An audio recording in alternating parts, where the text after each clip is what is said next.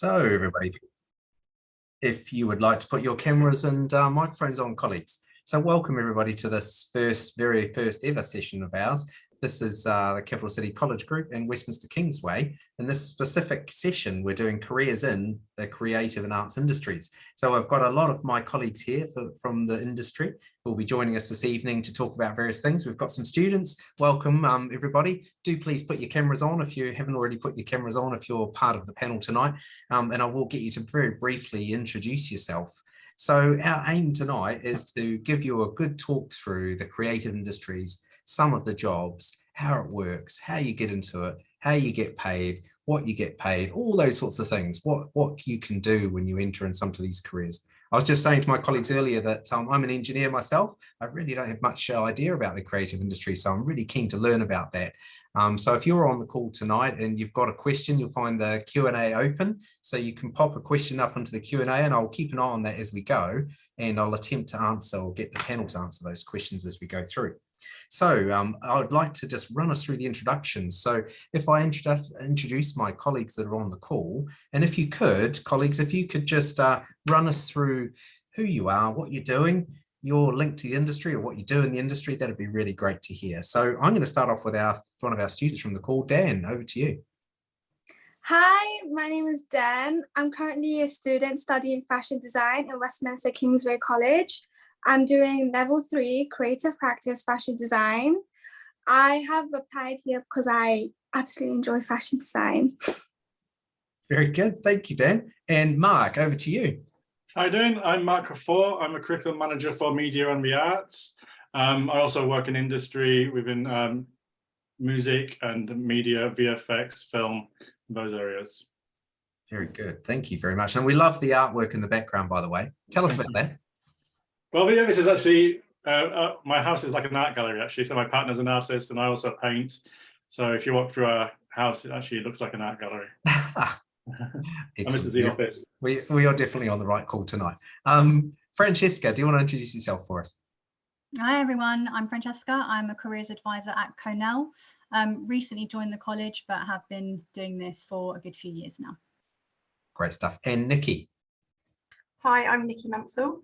I'm the head of school for digital media and arts. I have a career in educational background in terms of leadership and management, but my specialism is graphic design. Very good. And I'm Kurt Hintz. I'm the executive principal at the Capital City College Group. And we have 3 colleges in our group. And one of them that you're hearing about tonight and hearing from is Westminster Kingsway College. We also have City and Islington College and the College of North East London. So that's the 3 colleges in our group. We spread ourselves across central and north east of London, really, and that's our patch with 11 sites over that area. We pretty much deliver everything, but tonight all about creative industries and hearing about those careers. So to kick things off, I just wanted to ask some of the people on the call that from the industry. So to kick off with Mark, I wonder if you could just take us through what drew you to the industry and how did you get started? Well, my background is actually in music, and I used to have a recording studio a long time ago.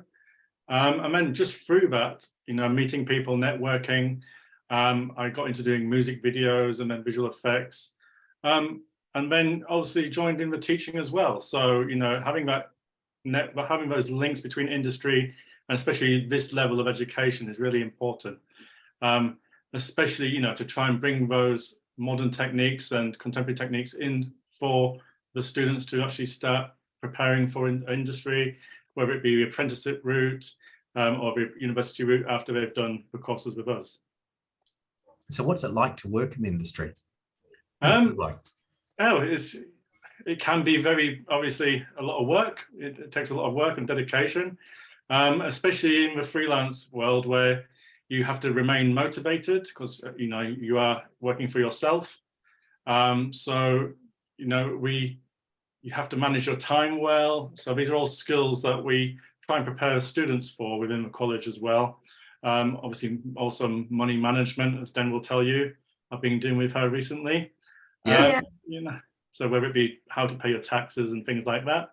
But so we prepare students not just for the creative side, but also whether it be for life, also the business side, and also, how to succeed in this industry. So all the Dan, businesses. so Dan, as a student, tell me about what it was that drew you to coming to this industry. So, well, at a very young age, I've been really into painting and those creative side of it. So when I was very struggling to know what I wanted to do particularly, I went to Westminster Kingsway College, and I found the course perfect for me because it wasn't focusing on just one thing. I was doing textiles, sewing, I was doing all of the stuff, journalism, and looking into the history of fashion as well. Yeah. So I really liked how I was doing a little bit of everything. So I won't feel like I'm missing out when I do in the end choose what I want to do. And what is that? What are you doing next? I'm going to do pattern cutting and sewing. Yeah, and that's it. You were telling me before about going on to university next year. I know you're in your second year Yeah. of level 3. I'm wanting to hopefully get into pattern cutting and sewing. I have got an offer in UAL, so I'm hoping that that's the route I'm going to get into, and I'm hoping that I can do an undergraduate to all the way to a master's, hopefully. And do you do work experience as part of your course? Is that how it works to get some experience, or how does it work? Well, I have done work experience with part of the college. They have helped me find places where is a field where I want to get into. For example, I was doing alteration, which is I was thinking of wanting to get into as well. So I was glad they got me somewhere that I wanted to see. Yeah. And the year before that, I was doing work experience for a tailor factory. So I can get a little bit of a taste of pattern cutting and sewing. Oh, sounds neat. Hey, so Mark, tell me a bit more about this. So how much do you get paid in this industry? Not as a teacher, in this industry. In the industry, well, it's very variable. It depends on, it's building up a repertoire and how, making those connections, So it's very difficult to, if you're doing just general running, it can be on the lower rate, but as you get on and, start directing or actually doing project management, then it can be, into the late, late zero, so like 80, 90 thousands for the project management, up to into the 120s. Wow, that's really impressive. That's for if you're doing the top, project management. Now, if you're just, there's so many different roles. So if you think about making a film, that up to 3,000-4,000 people can be making this film, and that's everyone from the VFX, which has thousands of people working on it, all the way through to people who are doing all the storyboarding, all the basic pre-productions, all onto the actual sets and the camera work, all the people involved in, even down to the catering. So there's so many different roles within the, just making a film, and that's the same with everything, whether it be a fashion project, whether it be music projects, or whether it be any type of creative project. There's going to have to work as a team, and there'll be so many people involved. And obviously the rates are very changeable. And I've heard that you pretty much all start at that first point of, when you're in the film industry. I've heard people talk about you start as a runner, like everybody starts as a runner, and that's where you learn the trade. Tell me about that. Well, the runner's base is due to, you have to try and make the contacts. You could be through your school, it could be just through contacting people, through your work experience. And it's basically what you're doing is just supporting, could be just carrying equipment, fetching equipment, moving it from one place to another. Or it could just be getting coffees. But this is where you start making those connections. You'll then start moving up through, I might sit with the editor and ask how they work, what kind of systems they're using. Might be a camera person, what kind of lenses they're using. Whether it be in the music world, it tends to be, the basics is dealing with the actual artist, making sure that they're comfortable within the studio. So that's how, the running works, really. It's a stepping stone to start. But one of the most important things with all these creative industries is networking. Yeah. And that's what we try and tell students. And again, Den will tell you, I always tell her to go network, meet people. So recently we took Den to Dover Street Market, which is a big fashion house for Condé Nast. and she got to meet people there, and they told her, come along to the events, come and sit, and there's a coffee shop there, just meet people within the fashion industry, has very well-known people, just have a coffee there, you'll start to meet people that way. Yeah, so I'm hearing it's a very different way of getting into the industry. Normally people just sort of go onto a job board, don't they, and apply for some jobs and think. So you're telling me that actually in this industry, it really works quite differently. Dan, you still need the knowledge, the skills. Yeah. But then as you proceed further and further, the networking is very important. So how much does the sort of social media profile and things like that, is that really important these days about, I suppose, getting some of your first jobs that you might do paid jobs through that sort of mechanism, or not? Well, for me, that was a bit before, I was a bit before that time, so that's not been something important to me, but I'm sure other people might be able to answer that better than me. Well, I'm just wondering Dan, do you use that sort of mechanism at the moment? Do you use the sort of social media profiling to widen your network like LinkedIn and other methods, or? And I would say like, because right now at the moment, the next big thing is social media. Like Mark said, I have took his advice and took a moment like to get to know people in events, especially like not long ago, we went to Dover Street Market. And after that trip, when the trip was finished, I went on my own time, went in, I got to sit in the cafe and got to talk to some people as well. And I was even walking around and asking a lot of people what did they think about some of the products, some of the garments. I'm a very social person, so it isn't something very nerve-wracking for me as well. And even not long ago, especially LinkedIn is one of the biggest things right now at the moment as well to get into the field. And also, especially, how I was talking about my work experience doing, for example, alteration and even in the tailor factory, I got to meet some co-workers there, and they got to tell me their experiences as well and connections that they have. And we exchanged socials as well, and told me that if there is any other, for example, event, or either, for example, other stuff that are connected into the fashion industry, they will call me in or call me out for it, so I could get in there and get to know more people. So it's the next big thing. Connections is the best thing for this field. Yeah. That sounds really interesting. I've got some other colleagues that have joined us on the call. Manuela, I think, and others that have joined the call. If you just pop your cameras on and your mics on for us, and we'd love to speak to you. So I've got Emanuela and Nikki. Hi. I'm not Nikki. I'm in Nikki's login for some reason. Very good. And would you like to introduce yourselves and just tell us how you got into the industry? Hi, I'm Emanuela. I know most people on this call. I'm actually teaching on media. I was teaching on music as well. But yeah, I'm currently teaching mainly media on film. And just to add on to what Den was saying as well, when you asked about the social media aspect, so my background is more so in music.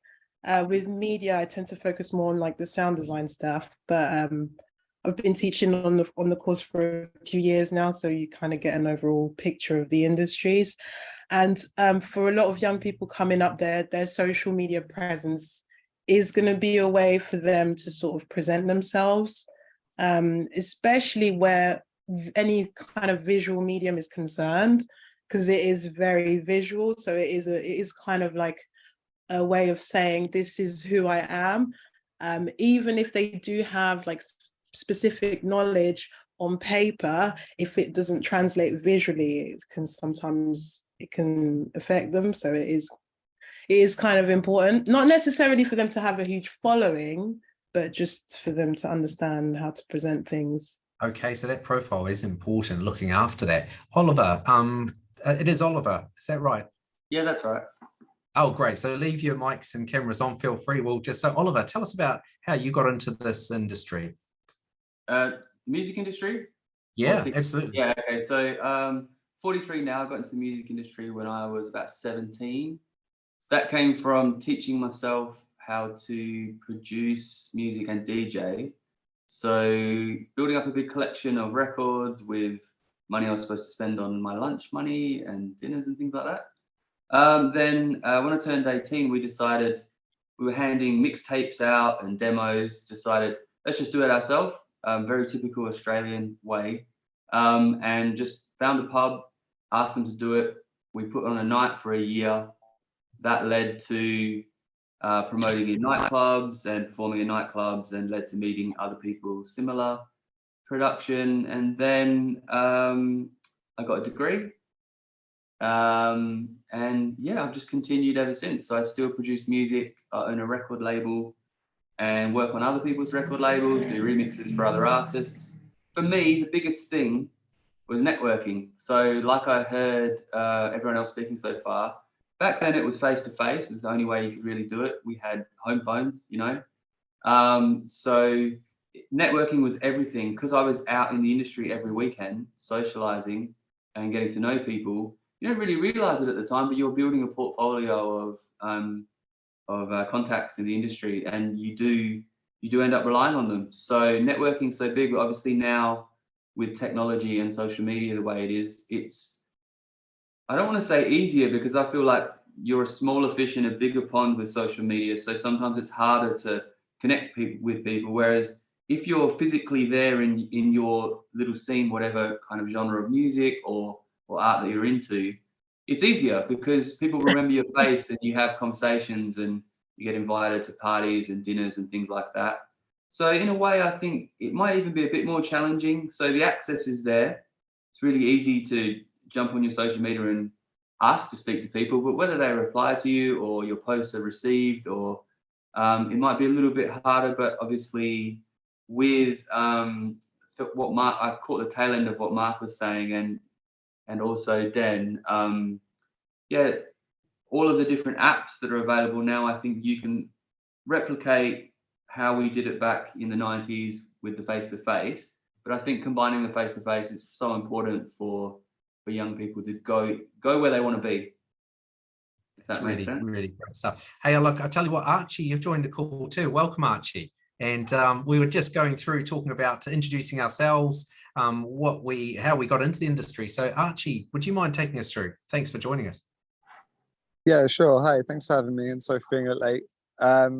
So my name's Archie. I run a production company in Southeast London called Grey Moth. We're mostly a commercial production company, but we also make narrative, music videos, documentaries.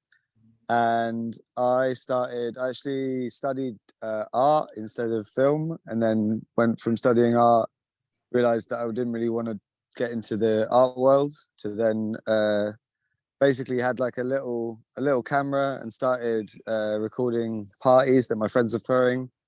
Started recording parties, filming events, and then went from filming events to getting us to film other stuff, and then had like a little videography business for a few years. And then after a few years of that, set up with a colleague of mine who was also doing a similar thing, and started our company, which has now been going for 10 years. And we have a studio near Elephant and Castle, and there's 7 of us now. Great stuff. Hey, what's it like to work in the industry? What does it feel like? To work in the film industry? Yeah. Yeah, I think it's a really exciting industry, especially in the UK at this time. Like, it's growing a lot. There's a lot of work that's, well, it's been a slow start to the year for a lot of people, but in general, there's a lot of work happening here. There's a lot of really exciting high-end film and television being filmed here. And yeah, it's a really exciting time to move into film. Yeah, just have a bit of a flow-on effect into other sort of just having that sort of critical mass of, I hear there's more studio space in London than there is in Hollywood. There's sort of, I hear that quote all the time, but does that flow out then into the smaller studios?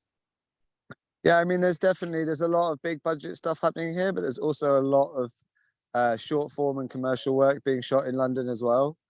And I know a lot of stuff, there's a lot more stuff being shot in Europe in fashion, but at the moment, I think London is a really central point for like film and TV, and for also short film commercial products as well. So when you work in your industry, what sort of hours are expected? How does it sort of work? Tell me about that. So in general, if you're like in a production company, you'll be working like a normal work day, whether that's like 7 or 8 hours. And then if you're on set, so if you're in technical roles or in roles that require you to be on set, then the hours sort of vary quite a lot. You can be on shorter work days, but most work days in the industry are going to be a 10+1 or 11+1, which is a 10 or 11-hour day plus a 1-hour lunch. And that's kind of the standard that you'd be expected to work for a filming day. And then anything on over that would then be overtime that you'd be paid. Generally, as a production company, we don't really like going into overtime because it's expensive. So we definitely try and make sure that everyone finishes the day, like after a 10-hour day, everyone's pretty tired, they want to go home. So, but yeah, it depends on the budget of things. Yeah, sure thing. You make sure you squeeze it in. Hey, tell me, so on budgets, what do people get paid in the sort of various roles? That is a hugely difficult question to answer because it's so varied. Coming into the industry as like a trainee in the camera or lighting department, you'd be expecting to make about 130 to 150 pounds a day. And then stepping up, so if we step up in camera department, you quickly move up to sort of 200 to 300 pounds a day, and then 400 to 500 pounds a day. And then as a DP, you can be making like 800 to 1200 pounds a day, depending on whether it's like more long form or more commercial work. And then, yeah, I'd say a lot of the kind of mid to higher level tiers are probably in that band of like 400 to 500 pounds a day. And coming in at junior roles, probably starting at whatever, it's 120, 130, which is about London living wage would be your kind of starting wage. But then within a couple of years, you should be moving up into the kind of 200 and something a day. Yeah, well, that's great to hear, because it does sound pretty well paid once you get the experience and the skills, and sounds like in high demand in these roles in London. Yeah, I think you've got to, those are higher rates because you're not expecting to be working every single day. And if you're on more long form jobs, sometimes the rate is a bit lower to consider that. But in general, it's very well paid, and there's a lot of jobs out there. So I'd encourage anyone who's interested to not think, oh, there's no jobs, or I won't be able to get a job in this industry. Yeah, I'm hearing that. We have a really close relationship with Film London, who recruit, heavily into the sector, and it's certainly an area that's really difficult to get enough people to work in and with the skills. Hey, so tell me on the how do you get started? What's the best way for someone to get started? What would your advice be?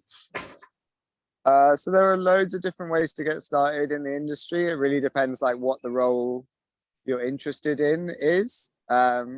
Traineeships are a really great way to get into the industry, depending on the department, but like camera department, lighting department, grip department. Lots of people don't know about the grip department. It's a really exciting department to be in. It basically involves anything that's moving the camera. So like jibs, dollies, building exciting like lighting and camera rigs. Anyone that's got like a mind for kind of building things, they maybe enjoyed like Lego growing up, I guess, like anything fun where you're like problem solving and building, but also could be working like on the set of a big movie with like actors and cameras and things like that. I think the grip department is a really exciting one to research. If anyone's wondering like, oh, I think I like to work in the film industry, but I'm more technically minded as regard like mechanical things, the grip department is a really good thing, and they do traineeships there as well. Yeah, you can always start as a runner on things. It's a really good way to get on set and see what the job roles are. And just like we get a lot of requests from people writing to us, and we can't always help them out. But generally, if you like go and look at some production companies and start writing to production companies and talking to them about runner roles, then that's a really good way just to get on set and see what different jobs people are doing. Rental houses is an interesting way to get in that a lot of people don't consider. So there's equipment rental houses. If you're looking to work in kind of lighting, grip or camera departments, going to work at a rental house first, which is like more of a kind of, I guess kind of an easier job to get, because it's like working in a warehouse and helping like distribute kit. But in doing so, you learn all of the equipment, you get a really well-rounded knowledge of what the kit that you're going to be using on set is. And then generally rental houses might start putting you on jobs as a trainee as well. So it's a good way to get your foot in the door and also have like a community of other people that are kind of all doing a similar thing as well. So yeah, rental houses are a good and often forgotten about way to get in. It sounds really interesting. Hey, if anybody's wanting to ask a question of Archie, just do pop it in the text there in the question. The questions and answer are open. So if you've got one there, I'll keep an eye on it and I can pop it to Archie if you do put it in.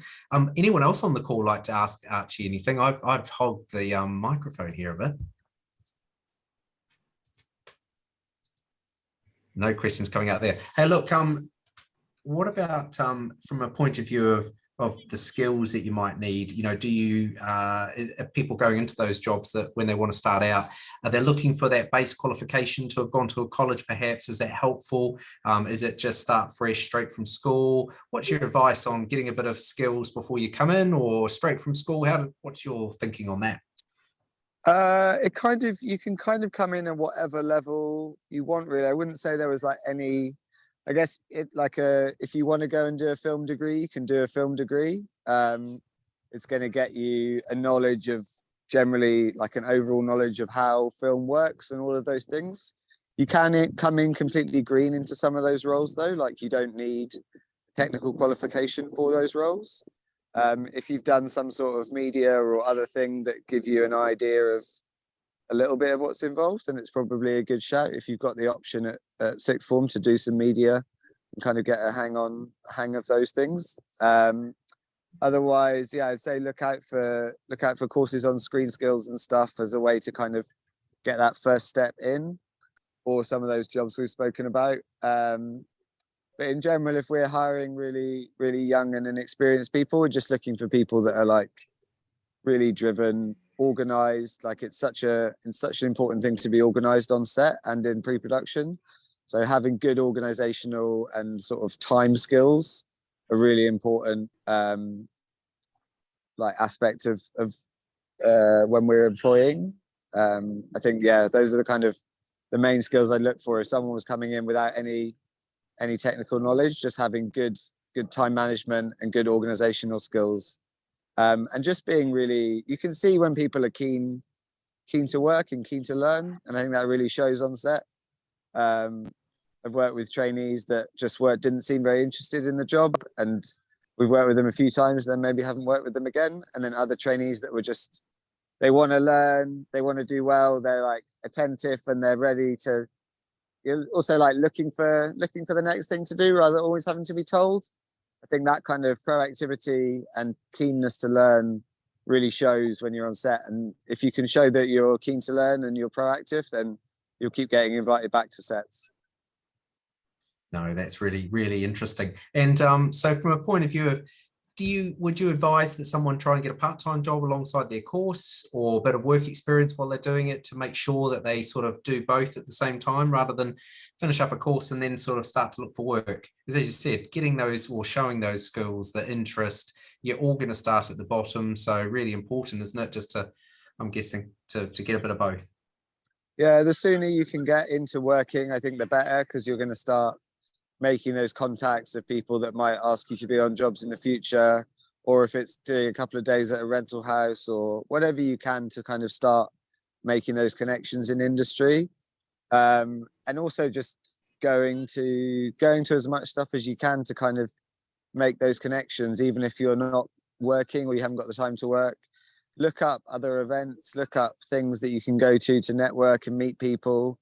There's sort of all sorts of different filmmaking events all over London all the time, whether it's like queer networking events or general like welcome to the industry events, writers events, directing events, more like technical. So for camera and lighting department, there's a big show that happens in February. It just happened, called BSC, which is like the cinematography expo. And just going to that, you can go to that for free, completely for free. You just sign up online ahead of the event. You can go, and then there's all these people that work in the industry there. You can speak to all the camera manufacturers. You can make friends at the bar. You can chat to people in workshops. You can go to talks. And that's like an amazing 3-day event that's completely free. Anyone can go to, and you'll meet loads of nice people there that are working in industry. So yeah, as many opportunities as you can to just get your face out there basically, and make some connections with people. Absolutely. It's what I'm hearing a lot about this, about the networking part to it, and making sure that you spread yourself widely in that network. And I know there's a question here that came from Nicole, who's popped us a question saying that she'd been to, she wanted to go to, or didn't want to go to university, but she studied media and photography and was looking to work in the film and TV industry, and mostly production, mainly camera crew. And any advice? And I think you've given plenty of advice on this one, and just it's been great. Nicole, if you go back through, we've recorded this too. Archie was talking really specifically about that, so I hope he answers your question really well there. But lots of really good advice on that. Yeah, for production as well, like to get into PAing or production, like have a look on Screen Skills. I know that we're going to be running a course with West King about getting into production and PAing as well. So we'll be running a free course with West King quite soon on that. So keep an eye out for that on their page. And again, like writing to production companies that you like, look at their work, tell them why you like their work, and that I think so when you're emailing production companies, I had one the other day that I wrote back and told him that it was not a very clear email. It's like, write us, tell us who you are, what you're interested in, what you think your skills are, the kind of work you might want to do, and when you're available to do it. And if you can give us all of that so we don't have to come back and ask you more and more questions on top, then it's going to make it easier for that person to be like, oh, I need someone next week for that thing. Let's give this person a chance. So yeah, just really making sure that in your emails you send, it's got all the questions you can think they might ask about you. Try and get that in there, and also learn from if you email one company and they ask you a load of questions, try and then incorporate those answers in your email the next time you email someone. So that you basically want to make those emails you send so easy for that person to be like, yes, great, I can see this person's level, I could use them on this thing, I know they're available, I know that they're capable of this sort of work, I'll get them straight in. Just, yeah, that's people are really busy, so the easier you can make it, the more chance you have of getting in with them. That's great advice. Make it simple, make it clear, make it easy for the person so they can just say yes. I like that. It's great advice. Hey, so now back to you. I think you've got to tell us about some of the work that you've enjoyed doing the most in the job that you do.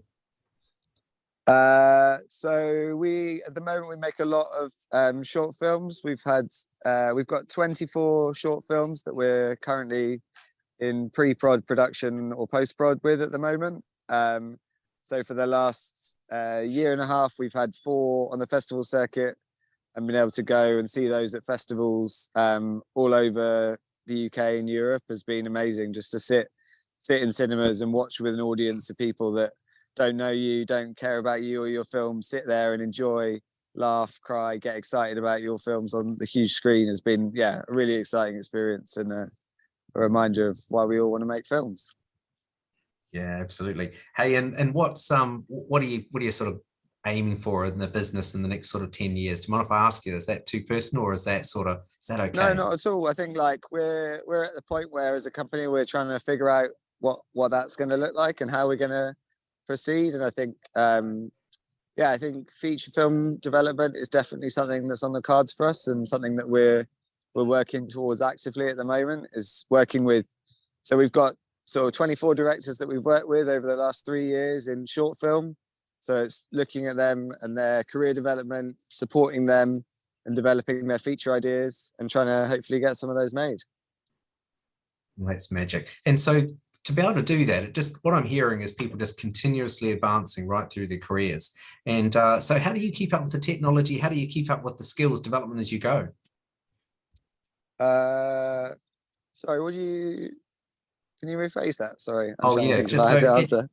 Yeah, no, of course. It's just as I'm seeing, people come in at a sort of bottom level in this industry, and they just keep advancing and keep on advancing in their industry with the skills they develop over time. How do you keep up with that technology advancement? How do you keep developing your skills? You go on lots of courses. How does it work? I think a lot of it is learned on set. So a lot of it, if you're getting on set all the time, you're using the equipment all the time, it's sort of gradually changing new equipment and technology is coming in, some people are going to be sticking with what they know a bit more, and some people are going to be really pushing to use the latest gadgets and exciting things on set. And I think like you end up because you're looking to new ways to use things. So you might be like, oh, I want to work in virtual productions. Then you'll be looking at what DPs can I work with that do that, or what directors have done that already. And then that kind of skill share between departments is really important, I think, between just finding other departments that have worked with those things and then going in with a kind of safe pair of hands in those sections. Even if you're really new to it, you'll know that you'll be supported by the other heads of department, and they're going to help you through it. Yeah, I'm just hearing more and more of that sort of networking, the sharing, how important it is. It's just coming through and through in this sector. So look, thank you very much, Archie. It's been amazing having you on the call, and thank you very much for taking the time. Do stay on if you'd like to, but we're going to just start talking about some other bits and pieces in the industry as we go around the people on the call. So I wonder if, Emanuela, I wonder if you could just take us through what it's like to be a student on one of your courses. I mean, I guess I should ask the students. I think we're all teachers, but also have our own creative practice outside of teaching. So that tends to inform how we teach. And so in that sense, it's more, they do a lot of collaborative work, so they do a lot of project work, but we're essentially just sharing our practice with them, if that makes sense. So, yeah, no, it does. It's that industry expertise, because you're not just teachers, you're industry experts too. So you come with your industry expert and you teach, and you're sharing that. So tell us about how you do that project type work and the sharing of work in the classroom. So they might get given a brief. So it might be to do like a short film on like an abstract topic, or like, for instance, they might get given like a sort of title like Dreams or something like that, and make like a surreal sort of piece. And they'll get together and we'll help them sort of plan. So we'll give them visual references, things they can look at. We can have a discussion. There's an element of experimentation as well. So you want them to kind of go away and play around with cameras, with equipment, come back. And then they get to sort of go off together as a group. I think a lot of it, there's the creativity element, which is something which a lot of it is just kind of replicating things that they see and, you know, adding their own personal twist to it and things like that. But a lot of it really is more about learning how to work with one another. A lot of it is just about understanding the collaborative process, because everyone is going to have a different perspective, everyone's going to have a different take, and just learning. And I think that's where networking tends to come into it a lot, just because there's just a lot of soft skills to be employed when they're doing group work. I don't know, I feel like, I don't know if that. Yeah, we heard a lot of that, didn't we, Emanuela? Just the amount of networking, the soft skills element you mentioned, the ability to work with people, the team working, the collaborative skills, so critical, it seems. We heard that from Archie a lot. You're talking about how that's developed in the classroom and the working that you do. Oliver, what about your classes and sort of the music side of things? How does that work for how you deliver programs, how it sort of works? Yeah, so interestingly enough, I was having a discussion with the Year 1 music students in my last lesson today about the journey that they go on from the start to the end. So with UAL, as I'm sure you know, it's all about the journey and the distance traveled. So the Year 1 students, when they first start, they're very used to high school. So they're very quiet and refined, and they kind of sit there, they wait for instructions. They're used to being spoon-fed everything. So what I see us as is the bridge between industry and university, further education. So the journey that as they start, they're not as independent as when they finish. Like, there's a big gap in that journey. So to touch on some of the stuff Emanuela was talking about, when they begin, most students, they want to work alone. Do you know what I mean? They're kind of scared of bridging out, even if they've got one or two people that they've made friends with throughout induction and enrollment.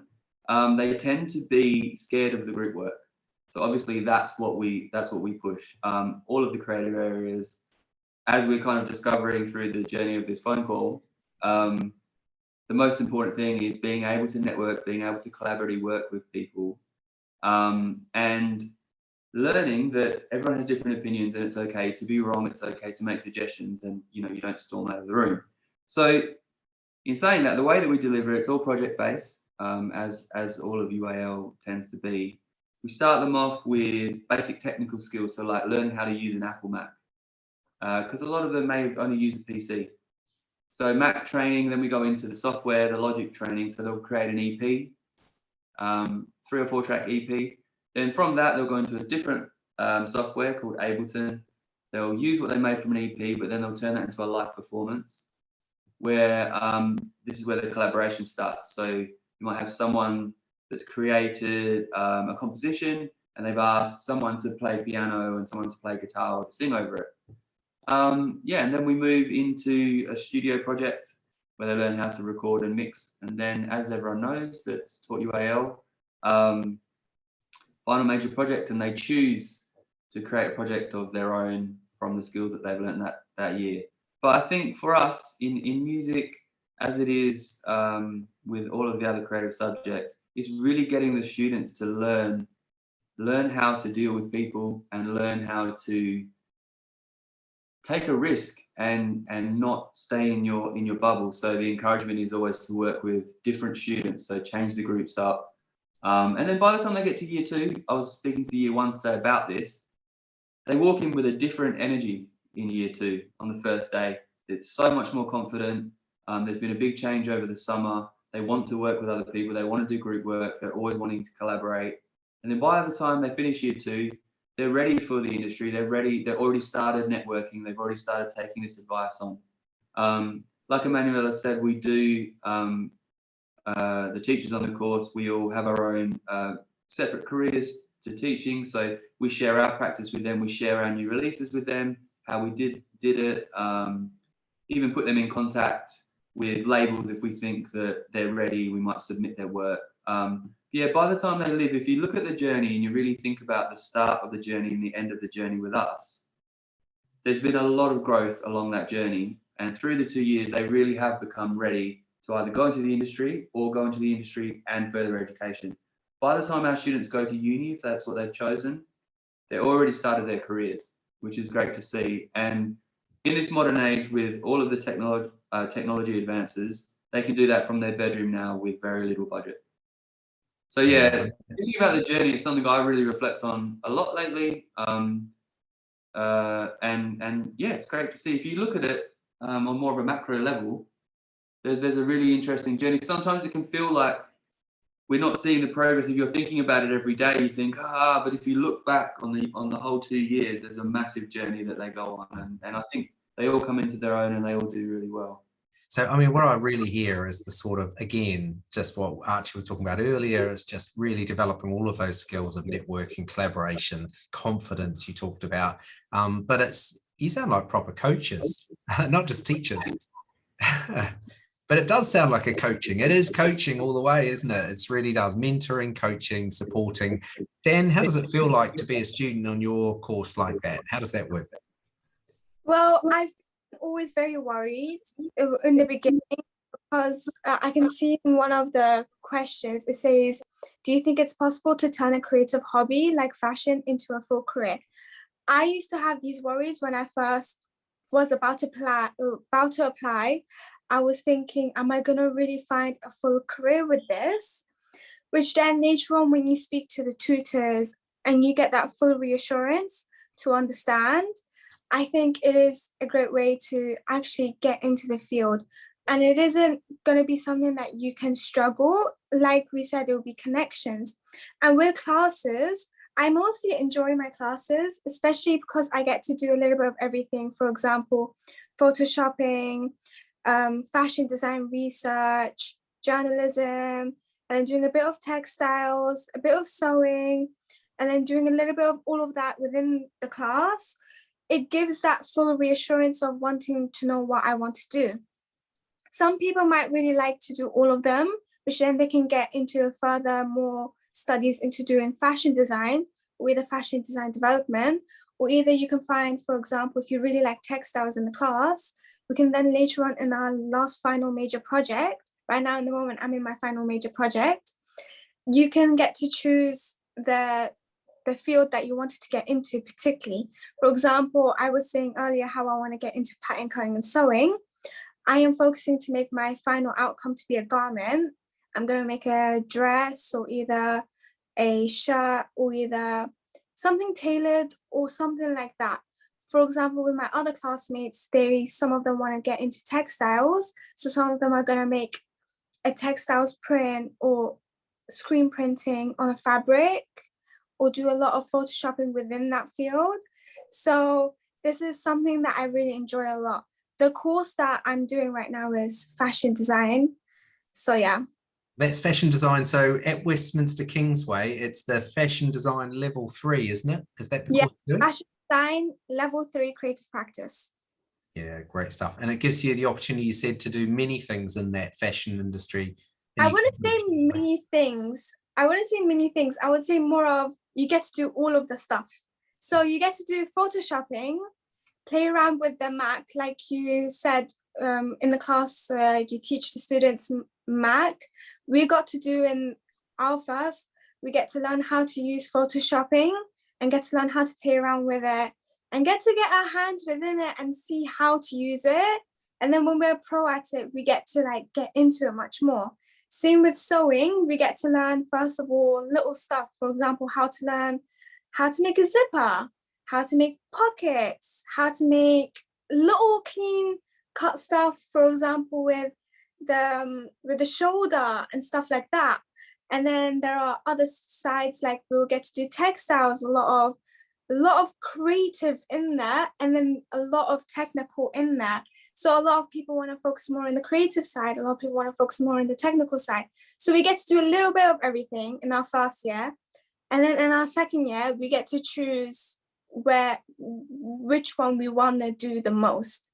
Some people, they're like, oh, I don't know what to do still. It's fine. You can still do all of it. Hey, Dan, if I ask you this, might not be able to answer it, but what's been your greatest influence in this last 2 years of your course?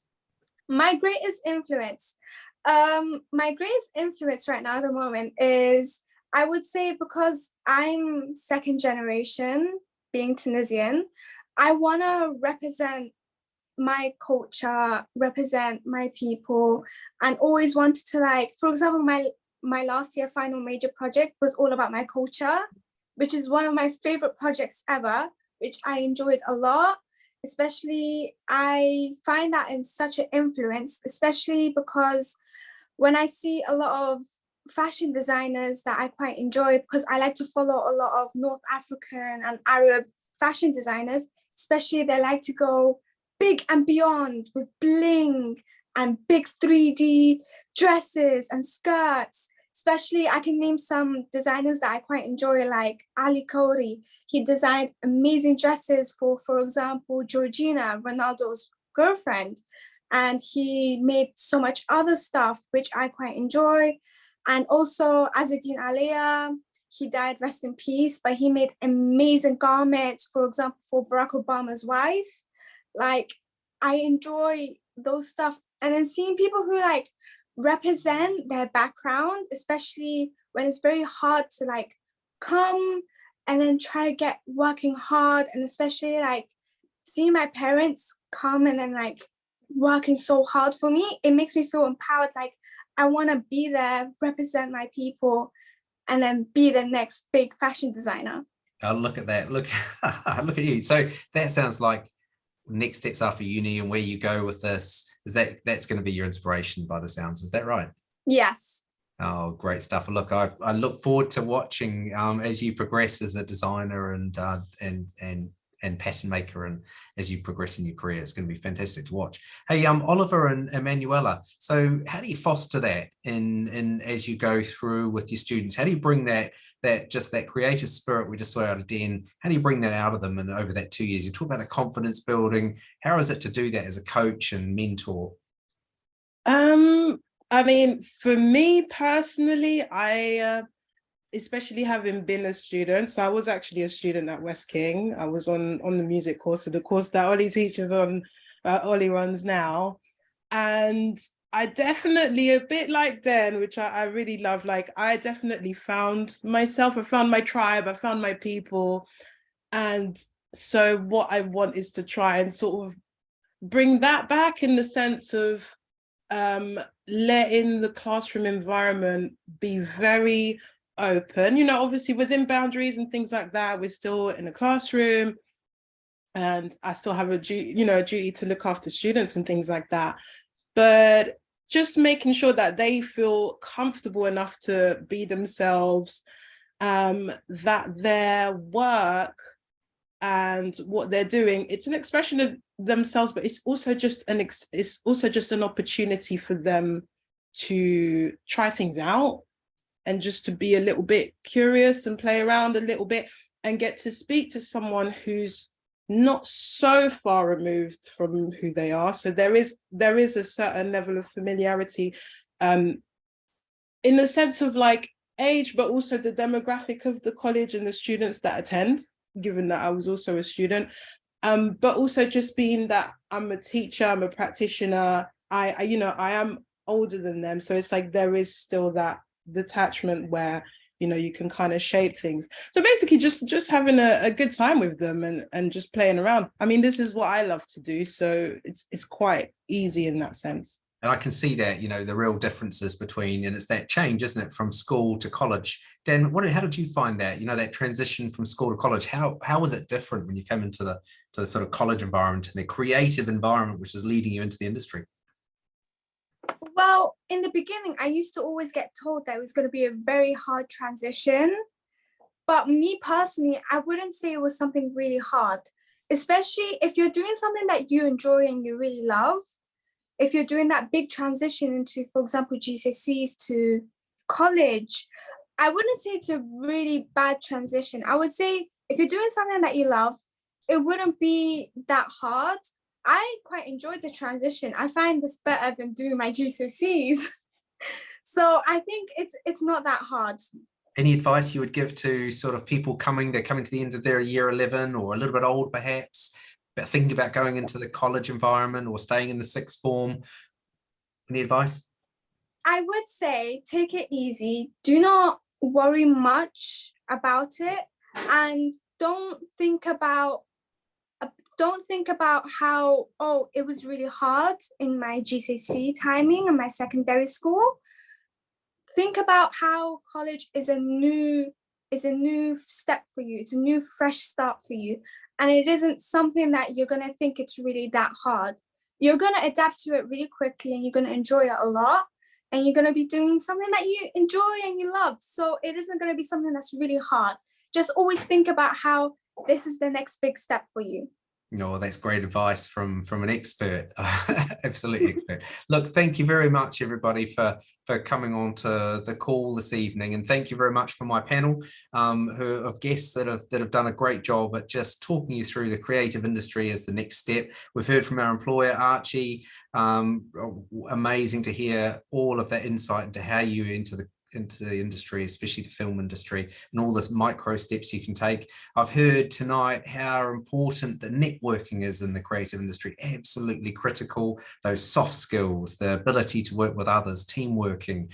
We heard from Archie, being on time, critical thing, just making sure you're on time and reliable. So those sort of really critical points about the soft skills you need to harness and be when you're working in this industry. Look, thank you very much, everybody. I wish you well for this evening, and thank you all of those who joined us as well for the call, and I hope that this was helpful. Thank you, everyone. See you later. Bye.